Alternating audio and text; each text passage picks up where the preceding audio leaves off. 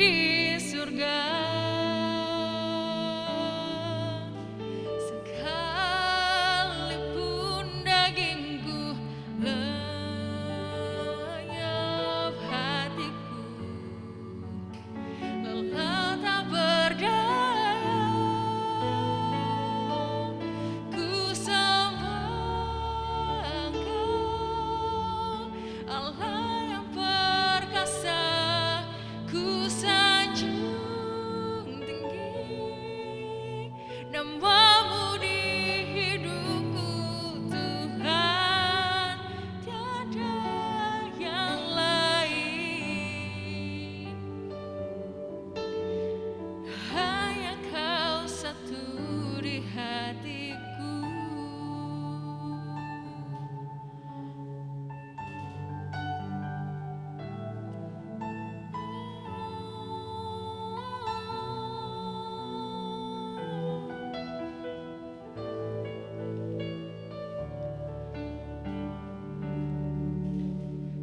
Selain Kau tiada yang lain, hanya Kau milikku di surga. Sekalipun dagingku lenyap hatiku, lelah tak berdaya, ku sembah Engkau, Allah yang perkasa. Ku sanjung tinggi nama-Mu di hidupku, Tuhan, tiada yang lain. Hanya Kau satu di hatiku. Ku sembah Engkau, Allah yang perkasa. Ku sanjung tinggi nama-Mu di hidupku, Tuhan, tiada yang lain. Hanya Kau satu di hatiku, Tuhan, tiada yang lain. Oh, hanya Kau satu di hatiku.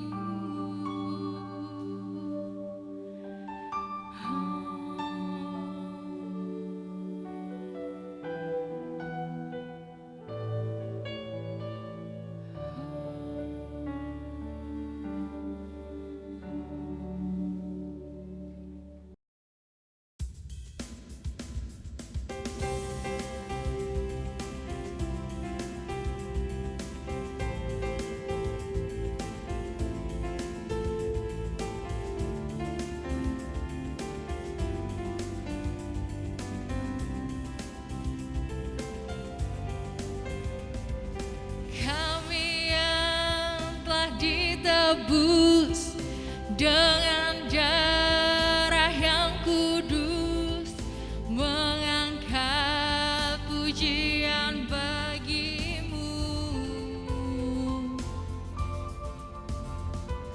Kami bait kudus-Mu sebagai bukti karya-Mu, nyatakan Kau besar dan hidup.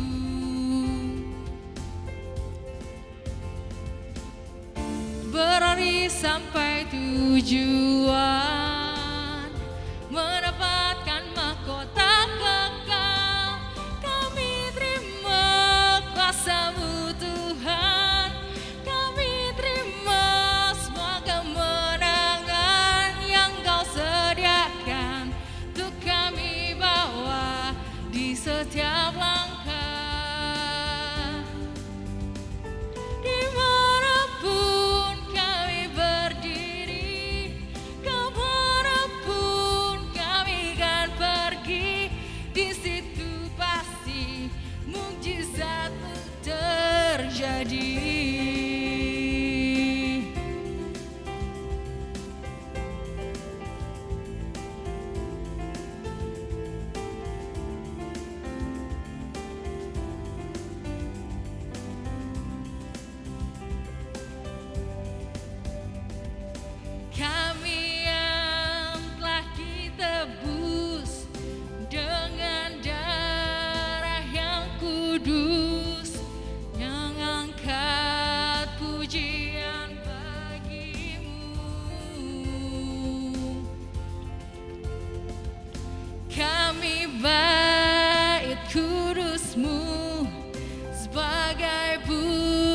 bukti karyamu, nyatakan kau besar dan hidup.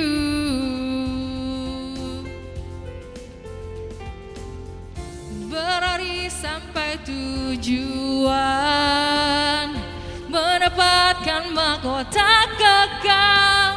Kami terima kuasa-Mu Tuhan, kami terima kemenangan yang Engkau sediakan untuk kami bawa di setiap langkah.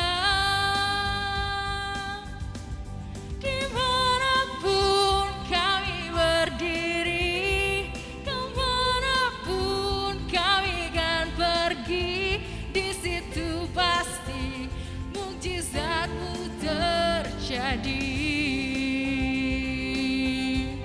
Kami terima kuasa-Mu Tuhan, kami terima semua kemenangan yang Kau sediakan untuk kami bawa di setiap langkah.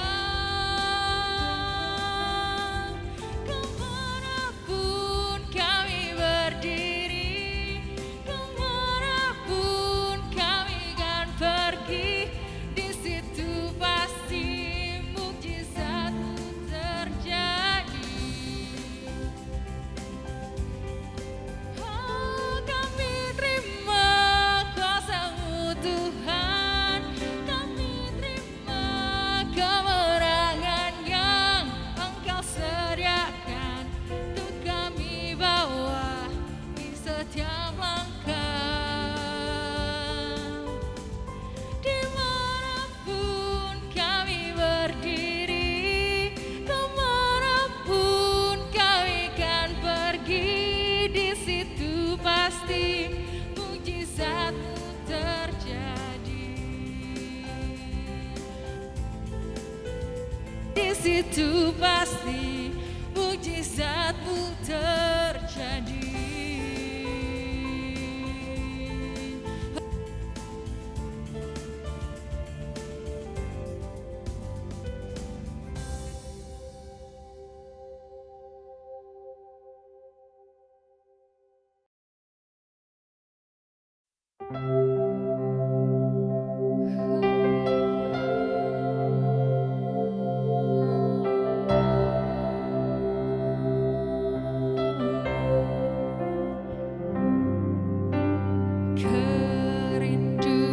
Kerinduanku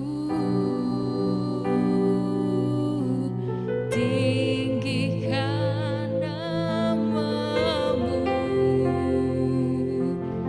karena ku tahu Engkau dalamku dan ku dalam-Mu. Upah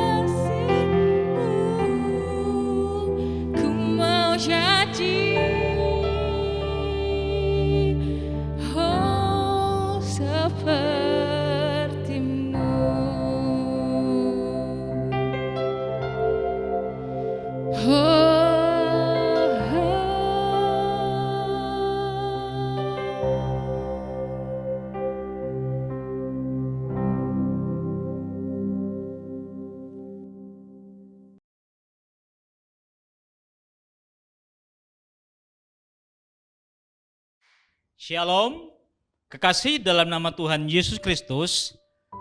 Kita sama-sama dengar firman Tuhan dalam renungan harian GPI Alusai. Sebelumnya kita akan berdoa terlebih dahulu. Bapa Surgawi, kami mengucap syukur atas kasih anugerah-Mu. Kesempatan yang indah ini Tuhan, kami akan dengar firman-Mu. Urapi setiap kami, urapi kami hamba-Mu. Terima kasih Tuhan, kami siap untuk dengar firman-Mu. Dalam nama Yesus, haleluya, amin. Shalom, kekasih dalam nama Tuhan Yesus Kristus. Renungan firman Tuhan pada saat ini dengan tema hidup yang dibaharui. Mari kita sama-sama baca di dalam kitab Injil Lukas pasal yang ke-19 ayat 1 sampai dengan ayat yang ke-10. Terlebih dahulu kita akan membacanya ayat 1 dan 2. Demikian firman Tuhan. Sakeus. Yesus masuk ke kota Yeriko dan berjalan terus melintasi kota itu. Di situ ada seorang bernama Sakeus, kepala pemungut cukai, dan ia seorang yang kaya. Dari ayat 1 dan 2, kekasih dalam nama Tuhan, bicara masalah Yeriko, kita ketahui bahwa Yeriko sebelum bangsa Israel masuk ke tanah perjanjian, tanah Kanaan, Yeriko adalah kota pertama yang ditaklukkan oleh Yosua. Dan Yeriko, kekasih dalam nama Tuhan, mempunyai tembok tebalnya kurang lebih 5 sampai 6 meter. Jadi Yeriko dikelilingi tembok yang begitu kuat. Lalu selanjutnya Yeriko adalah di mana ada seorang perempuan sundal yang namanya Rahab. Rahab adalah pribadi yang menyelamatkan 2 pengintai bangsa Israel. Kekasih dalam nama Tuhan, Alkitab mencatat bahwa Yesus berjalan di kota Yeriko. Yesus melintasi kota Yeriko. Dan Yesus punya tujuan. Yang tujuannya adalah Sakeus. Dan kita temukan di ayat 2 bahwa Sakeus adalah pertama, dia adalah kepala pemungut cukai. Yang kedua, Sakeus adalah orang yang sangat kaya. Yang ketiga, Sakeus ada di dalam pergaulan yang buruk, sehingga kekasih dalam nama Tuhan dalam tugasnya, karena dia sebagai seorang kepala pemungut pajak, dia memungut pajak melebihi apa yang sudah ditetapkan. Contoh, yang seharusnya membayar 1 juta, dia pungut 2 juta atau 2,5 juta. Itulah hari demi hari yang dilakukan oleh Sakeus. Hari demi hari Sakeus hidup dalam pergaulan yang buruk, sehingga dalam hidupnya Sakeus dibenci oleh orang-orang Yeriko, dibenci oleh orang-orang Farisi. Nah, suatu saat kekasih dalam nama Tuhan, Sakeus walaupun disibukkan oleh karena pekerjaannya, dia dengar nama Yesus. Sakeus mendengar nama Yesus. Pada waktu Sakeus mendengar nama Yesus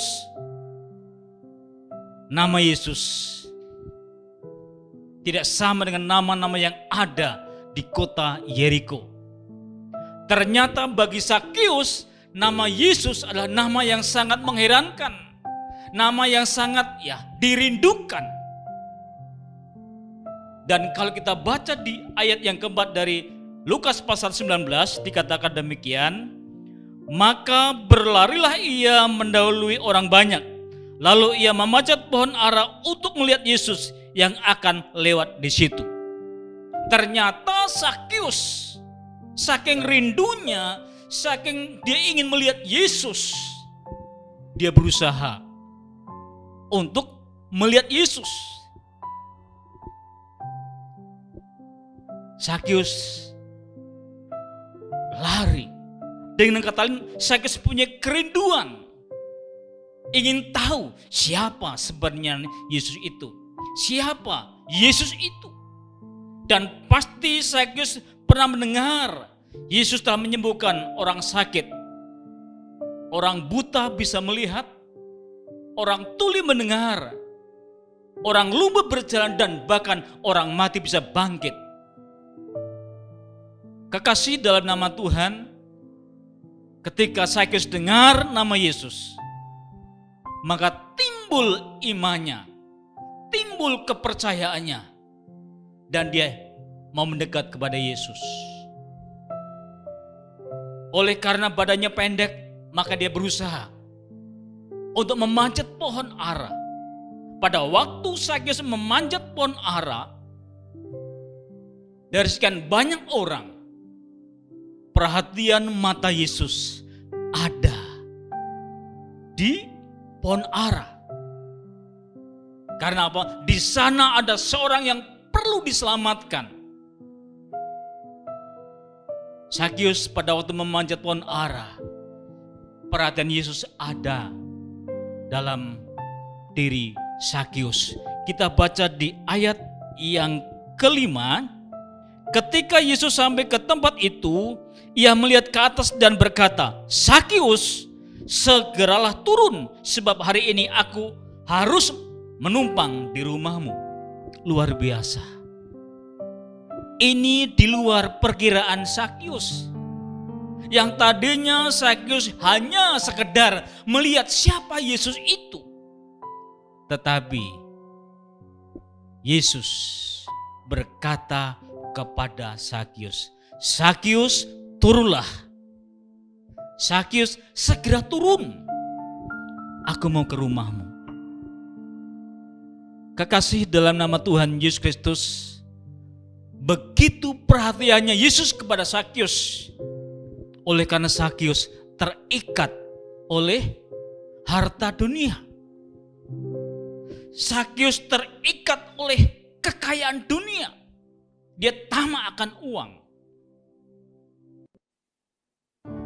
Firman Tuhan berkata, "Apa gunanya engkau memperoleh harta sedunia, tetapi jiwamu tidak selamat?" Dan kehadiran Yesus di Yeriko ingin menyelamatkan Sakyus yang terikat oleh perkara-perkara lahiriah. Kekasih dalam nama Tuhan Yesus Kristus, pada waktu Sakyus dengar perkataan Yesus, respon Sakyus luar biasa. Sakyus membuka hati, sehingga Sakyus dan Yesus akhirnya ke rumah di mana Sakyus tinggal. Pada waktu Yesus ada di rumah Sakyus, ternyata banyak orang yang tidak suka dan berkata, "Lihat, Yesus tinggal di antara orang yang berdosa." Kekasih dalam nama Tuhan, Sakyus adalah pribadi yang membuka hidupnya, yang membuka hatinya untuk Yesus. Dan pada waktu Yesus masuk dalam rumahnya, terjadilah pembaruan hidup. Terjadilah perubahan hidup. Hidup Sakyus diubahkan. Oleh karena benih ilahi masuk dalam hati Sakyus, sehingga Sakyus dimerdekakan. Kita baca di ayat yang ke-8. Ini bukti dari Sakyus telah dimerdekakan dari harta dunia. Demikian firman Tuhan. Tetapi Sakyus berdiri dan berkata kepada Tuhan, "Tuhan, setengah dari milikku akan kuberikan kepada orang-orang miskin. Sekiranya ada sesuatu yang kuperas dari seseorang, akan kukembalikan 4 kali lipat." Luar biasa. Ini bukti dari Sakyus hidupnya dibaharui. Harta kekayaannya akan diberikan kepada orang miskin. Dan apabila ada yang dirugikan, akan dikembalikan 4 kali lipat. Luar biasa. Perjumpaan Sakyus dengan Yesus. Sakyus diubahkan. Bapak, Ibu, Saudaraku yang kasih, setiap kita tentunya merindukan pembaruan hidup.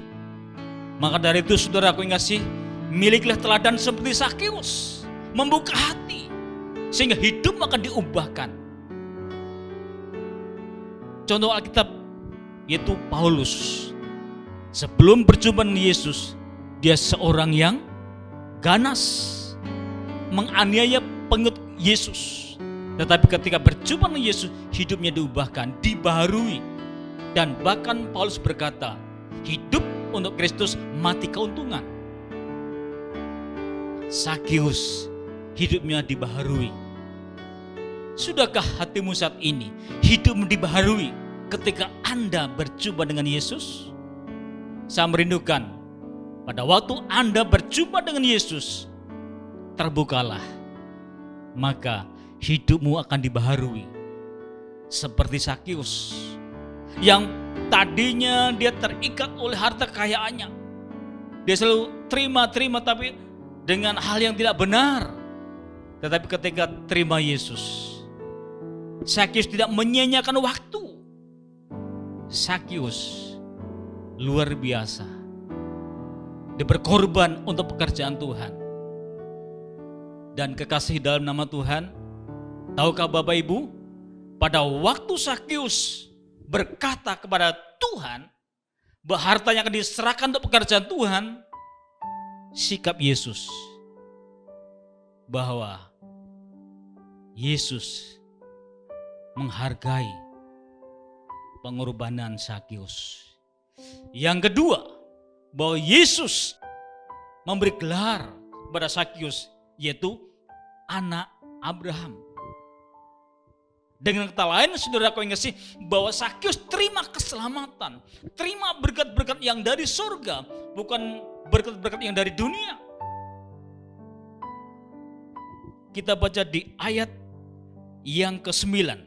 Kata Yesus kepadanya, yaitu kepada Sakyus, hari ini telah terjadi keselamatan kepada rumah ini, karena orang ini pun anak Abraham. Sakyus terbebas dari keinginan dunia. Sakyus dilepaskan. Sakyus menjadi anak Abraham. Padahal dia berasal dari Yeriko. Dengan kata lain, Sakyus terima keselamatan karena apa? Beriman kepada Yesus. Kekasih dalam nama Tuhan Yesus Kristus, setiap kita buka hatimu untuk Yesus, maka hidupmu akan diubahkan, hidupmu akan dipulihkan. Pemulihan terjadi kalau kita undang Yesus. Hanya Yesus yang sanggup memperbarui hidup kita. Hanya Yesus yang sanggup mengubah hidup kita. Dan mari, kesempatan ini yang Tuhan masih berikan, kita sebagai anak-anak Allah tetap buka hati untuk Yesus. Sebagai ayat yang terakhir, kita akan membaca di dalam kitab 2 Korintus. Dalam kitab 2 Korintus, kita akan membacanya pasal yang kelima, 2 Korintus pasal 5, ayat yang ke-17. Firman Tuhan berkata demikian, jadi siapa yang ada di dalam Kristus, ia adalah ciptaan baru. Yang lama sudah berlalu, sesungguhnya yang baru sudah datang. Yang lama sudah berlalu, sesungguhnya yang baru sudah datang. Mari pada saat ini, kita yang sudah ada di dalam Yesus Kristus, tanggalkan perkara-perkara lama dan izinkan kuasa Roh Kudus memperbarui hidupmu. Dan tatkala Anda mau diperbaharui, maka Andalah orang-orang yang sangat berarti, berharga di mata Tuhan. Tuhan memberkati. Kita satu dalam doa. Bapa Surgawi, pada kesempatan ini kami sudah dengar firman-Mu dan kami akan percaya firman ini Bapa akan mengubahkan hidup kami ya Tuhan. Ajar kami Bapa supaya kami tetap membuka hati untuk Engkau. Perbarui hidup kami ya Tuhan, sehingga hari demi hari hidup kami akan diperbarui oleh firman-Mu ya Tuhan. Terima kasih Bapa, terima kasih Yesus. Kami berdoa Bapa untuk bangsa negara Indonesia. Kami serahkan ke dalam tangan Engkau. Khususnya Tuhan saat ini Bapa dalam menangani virus corona. Biarlah ya Tuhan untuk para pemimpin kami berikan hikmat-Mu ya Tuhan. Sehingga virus ini bisa cepat berlalu ya Tuhan. Dan kami bisa beraktivitas kembali ya Tuhan. Terima kasih Bapa, terima kasih Yesus. Untuk tim medis kami serahkan dalam tanah Engkau. Berikan mereka Tuhan ketaatan. Lindungi mereka ya Tuhan. Terima kasih Bapa, dan jemaat-Mu kami taruhkan dalam tangan Engkau. Yang sakit Engkau sembuhkan ya Tuhan. Yang sedang mengalami berbagai masalah Engkau lawat ya Tuhan. Jamah mereka ya Bapa. Berikan jalan keluar ya Tuhan, sehingga mereka memperoleh kemenangan. Terima kasih Tuhan, terima kasih Yesus. Segala pujian syukur hanya bagi Engkau. Di dalam nama Tuhan Yesus Kristus kami sudah berdoa. Haleluya. Amin. Shalom. Puji nama Tuhan. Sampai berjumpa kembali dalam renungan yang akan datang. Tuhan memberkati.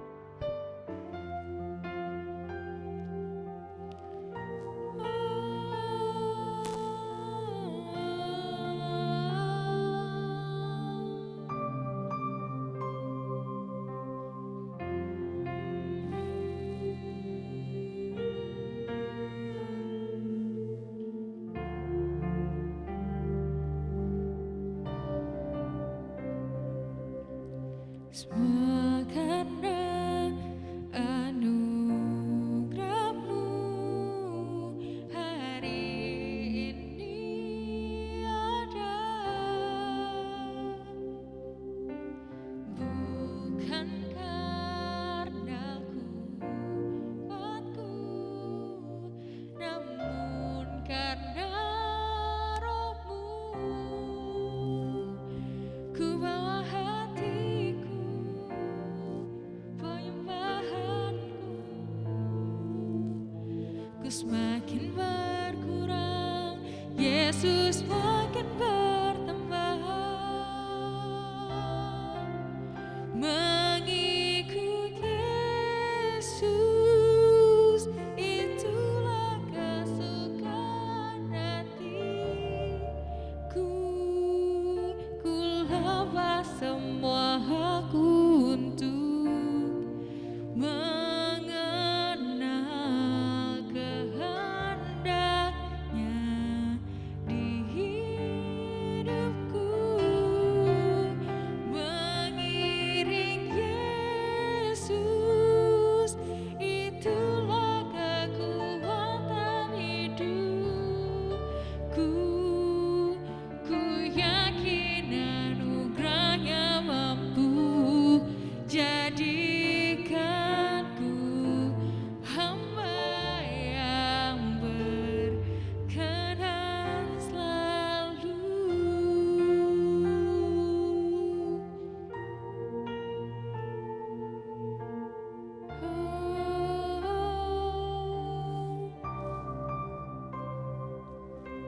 Semua